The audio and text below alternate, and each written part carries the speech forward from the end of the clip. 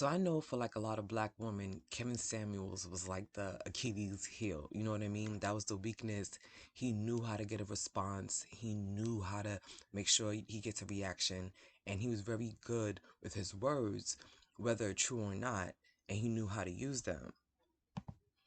And I know like a lot of black women did not like him. They did not favor him. They were not particularly fond of him.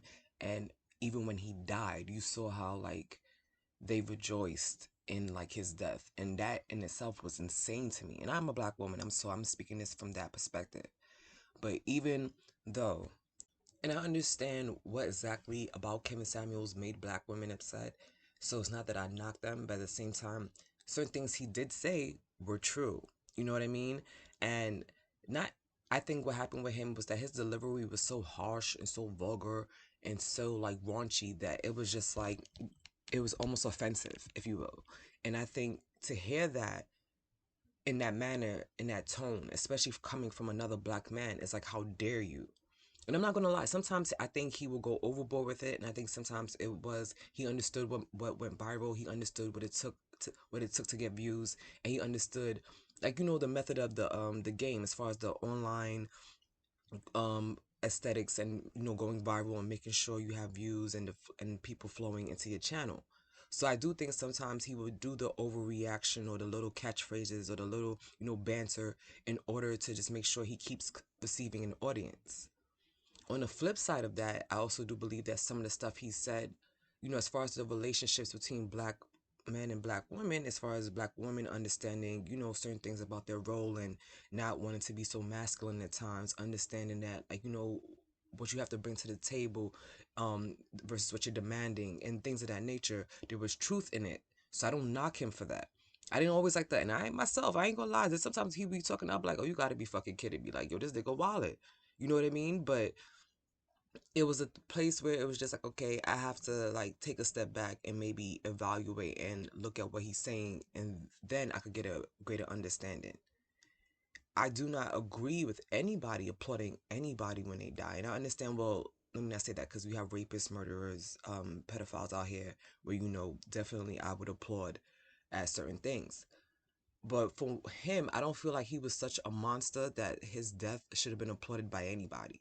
It wasn't like good riddance. It wasn't like, oh my God, you know what I mean? And I think what I did like about Kevin Samuels was his ability to bring up conversations, at least for me, within my own relationships, within my own friend groups and things like that. Like it brought up conversations that, between men and women and the difference. Because sometimes I think the only problem I have with him, as far as Kevin Samuels, is that okay, these are the problems, but what are the solutions? Because I felt like he brought a bigger division into us as a people. As for the black man and black women, I felt like he brought in a bigger division of like, okay, like you see, y'all ain't doing this and y'all ain't doing that, and like I had these conversations with my friends and male friends and female friends alike, where it's just like we have to stop playing this blame game of like, okay, you're doing this, you're doing that, you're doing this, you're doing that. And it's just like, okay, but how do we fix this? How do we come together now? Because the only way we will ever win is if we come together. The only way we will ever succeed or see healthy relationships is if we come together. If we understand that we both have been fighting a battle within this world. We both have been fighting our own demons within this world. We both have our own struggles that we go through. As a black man, you have a burden to bear. As a black woman, you have a burden to bear. We should not be adding those burdens to each other. And that's what I feel like we do. And I feel like that was my biggest issue with Kevin Samuels, where it was just like, not that he made a mockery of it, but he never really like I get that he was trying to get people to, or black women to acknowledge certain aspects, as far as their role in relationships. But it was never like, okay, but let's come together and really get this thing going. You know what I mean? Like there's a method to the madness, and it has to be, at this, it has to end somewhere. There has to be a result. There has to be an end goal. And I don't feel like there was really an end goal. It was just more, it created more animosity between the groups, I think, if anything, because men now became this big alpha, like I am a red pill, like I am man, hear me roar, like I'm not paying for shit, I'm not doing this, I'm not going to do that, I'm not going to open a drawer, I'm not going to be no simp, and all this kind of, all this language that has now been invented to say that, okay, you no longer are going to be a man and you no longer going to be a woman. And I think that's part of the whole turning us against each other narrative, where we don't where we're not able to see, like, you know what, women get into your femininity, men get into your masculinity, and be able to, not say be able to, but there is a certain protection that a real woman is going to want from a man. She wants to feel like, her man, has her, the same way. And a man wants to feel like he's supported. He wants to know that if he comes home, that, no matter what, that he's going to be loved. And I think a lot of men at the end of the day want to be loved. And I think a lot of women want to be loved. It's just in different ways. So this whole, with the whole death of Kevin Samuels, it would brought like a bigger picture where now you have these other groups of like alpha males coming out now, and you have like, well, not coming out because they've been around before, but now they're sitting there and they're like, okay, now somebody else has to take the throne. Who's going to come for the throne now? And then you had Andrew Tate and you had Sneeko come in. And my thing with Andrew Tate, he's a dick. He's an asshole. He's whatever. He's there. You know what I mean? Like, he's not my cup of tea. The entertainment factor I don't get as much either. Like, at least with Kevin Samuels, I could actually sit and watch him. With Andrew Tate, not so much. Just that's for me, but I also know I'm not his audience. I'm not his demographic. I'm not the people that he's trying to reach. And I do feel like he was very outlandish, but I also believe in freedom of speech. So him getting banned on like YouTube and him getting banned, I don't know if he got banned on like TikTok or other platforms as well, but him not being able to do that, I feel like it's not fair. I mean, there's an audience for everybody. I think that, like, again, as long as you're not trying to convince people to harm, then it's okay. You know what I mean? If you, as long as you're not trying to like raise anger towards another group or in a certain way, I hope you get what I'm saying, because I don't want to go dive into that. But anyway, but Andrew Tate, a lot of people, just didn't like his delivery as well. But I think that he was more crass with it. I don't think he had any kind of like etiquette to it, and he wasn't as smooth or charming as Kevin Samuels could be. And I think that's the difference. But I think that's also his approach, to be like more like raw, just to be more up in your face and blunt and things of that nature, which is fine. I don't agree with him being blocked, like I said, and even Sneak. I feel like Sneak was an asshole.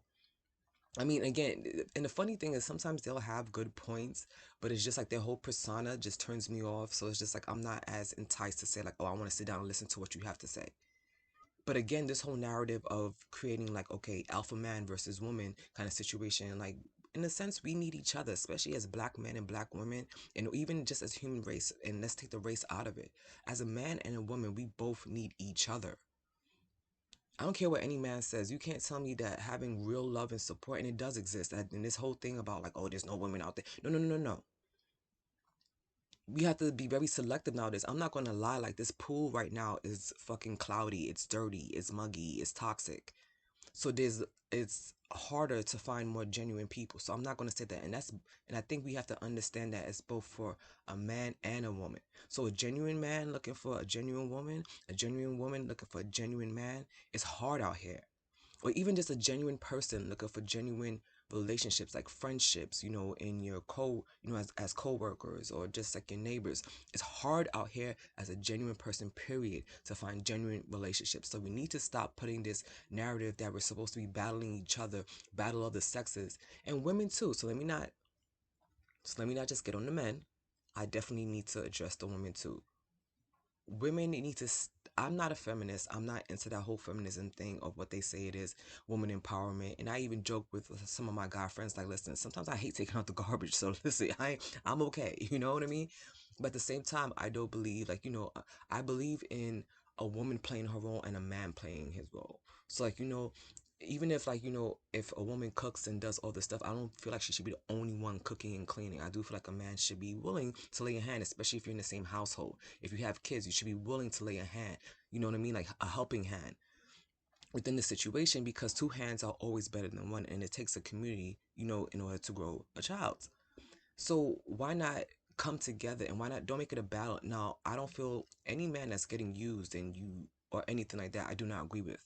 I don't think that woman is right. I don't think, like, let's not go get your money, sis, get that bag. I'm not with that. I'm not a city girl or nothing like that. So I would never promote that kind of mentality.